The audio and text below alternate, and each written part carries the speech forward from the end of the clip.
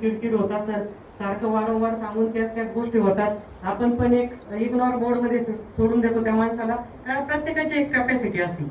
आणि सगळ्यात जास्त जर कोण पिटलं जात असेल तर त्या व्यक्तीची पत्नी. तिला खूप त्रास होत असतो समाजाचा, नातेवाईकांचा, तिच्या प्रतिष्ठेला धक्का. कारण दारू पिणाऱ्यापेक्षा त्याच्या बायकोकडे ज्या प्रकारे समाजामध्ये पाहिलं जातं तिला अपमान वाटतो. तिला नातेवाईकाच्या लग्नात जावं वाटत नाही, तिला शेजारी पाजारी जावं वाटत नाही, पॅरेंट्स डेला कुठे गेलं तर नवरा नसतो सोबत तर तिला तिथं पण अपमान वाटतो.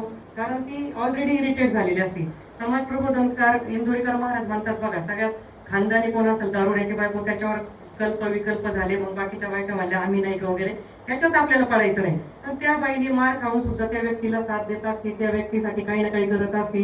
जसं विल्यम दादांनी सांगितलं की गळ्यातला डाग मोडून ती व्यसनमुक्ती केंद्रामध्ये त्या आपल्या पतीला एक आशा घेऊन तिथं ऍडमिट करत असते. वेगवेगळ्या प्रकारे माझा नवरा सुधारला पाहिजे, कारण व्यसनी माणूस मुळातच हुशार असतो. तो आज दारू पिल्यानंतर रात्री जे बोलतो तो उद्या इतका सज्जन होतो की मी ते बोललोच नाही, मी नादात झालं, सोडून दे, तूच माझी एकदम म्हणजे जवळची आहे, मला कोण आहे तुझ्याशिवाय. ती बाई बिचारी इमोशनल होऊन जाते, कारण स्त्री मुळातच एक सेन्सिटिव्ह आहे, इमोशनल आहे. या सगळ्या गोष्टी आम्ही जवळून पाहिल्या. तर हे करत असताना तिथं मी एक वाक्य वाचलं की राग व्यसनाचा करा, व्यक्तीचा करू नका. मला ते वाक्य आवडलं, कारण त्या व्यसनामुळे आपण तो व्यक्तीचा राग करत असतो आणि तो व्यक्ती त्याच्यामुळे अजून अजून त्या गोष्टी करत असतो. मग तुम्ही सांगणार मॅडम, तुम्ही सांगताय मग त्याची काय पूजा करायची का, मग त्याची काय आरती करायची का? त्याचं जर रोजच झालंय, तो जर येऊन घरातले काही लोक घरातल्या वस्तू विकतात, त्याला जर ते ऍडिक्शन झालंय, त्यावेळेला तर ती गोष्ट भेटली नाही. माझ्याकडे पण एक कामवालीचा नवरा करायचा, त्याला आम्ही बऱ्याच प्रकारे प्रयत्न करायचो. मला वाटतं सरांकडे पण मी ऍडमिट केलेलं होतं. जिथं जिथं कुठं असं दिसेल तिथं माझा तो प्रयत्न असतो. तर तुमचं आता हे युवा म्हणजे तुम्ही पुढची राष्ट्राची संपत्ती आहे. हाच काळ आहे तुम्ही स्वतःला कंट्रोल करू शकता, हाच काळ आहे तुम्ही व्यसनापासून वाचू शकता. मी जसं सांगितलं, व्यसन दारूच नाही, अंमली पदार्थांचं वेगवेगळं आहे. एखाद्यावर फोनवर बोलण्याचं व्यसन लागल्यानंतर त्या व्यक्तीने फोन नाही उचलला, इकडं तुम्ही हायपर होणार, त्रास होणार, दुसऱ्यावर चिडचिड करणार.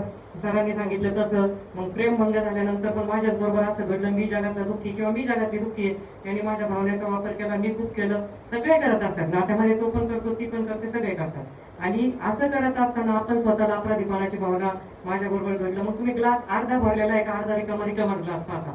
मग अर्धा भरलेला ग्लास, मला चांगली फॅमिली भेटलेली आहे, मला त्या व्यक्ती व्यतिरिक्त चांगलं वलय आहे, चांगल्या मैत्रिणी आहे, मी घरातली एक चांगली मुलगी आहे, चांगला मुलगा आहे. जसं मॅडमने सांगितलं व्हिज्युअलायझेशन अफर्मेशन, रोज तुम्हाला अफर्मेशन द्यायचे आहे. तुमचं जे गोल आहे की तुम्हाला ते चित्र पाहिजे. तुम्ही आज जे काय आहे ते 2 वर्षापूर्वी विचार केलेला आहे. मी स्वतः सांगते, मी स्वतः पाहिजे, मी एक काचेचं ऑफिस असलेली मोठी कंपनी आहे, मी मोठ्या मॉब समोर काहीतरी बोलते, तर मला माहित नव्हतं की मी 3000 महिलांची लीडर होईल, मी एखादी जर्मन कंपनी चालवत. पण माझ्या स्वप्नाने मी मोठे होते. मी एक नोकरदार घरात जन्म घेतला, पण मला कपडा पण चांगलाच आवडला, मला वलय पण चांगलंच आवडलं, बोलायला चांगलं आवडलं. माझी आई त्यावेळेस म्हणायची, मी एक नोकरदार घरात, आपल्याला 30 तारखेपर्यंत पैसे कडेला घ्यायचे, तू हे मागू नको. किंवा आईने सवय लावली की पेन असायची आम्हाला, इंक पेन, नीट जर तुटली पहिली दाखव, किंवा मागितल्याबरोबर लगेच आईने कधीच कोणती गोष्ट आम्हाला दिली नाही, थोडासा त्रास होऊ दिला. आज आम्ही तुम्हाला पालक म्हणून, आम्हाला जो त्रास झाला तो तुम्हाला होऊ नये, तुम्ही मागितल्याबरोबर हे घ्या ते घ्या,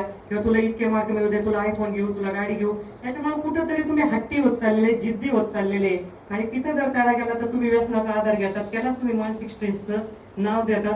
पण हे करत असताना माझ्या कुटुंबामधून मला काय संस्कार मिळाले, किंवा मित्रांनी आयफोन घेतला म्हणून मी घरी आयफोन साठी हट्ट घेऊन वडिलांना उधारी पाधारी करून घ्यायला लावतो का? या सगळ्या गोष्टी तुम्ही लक्षात घ्यायच्या आहे.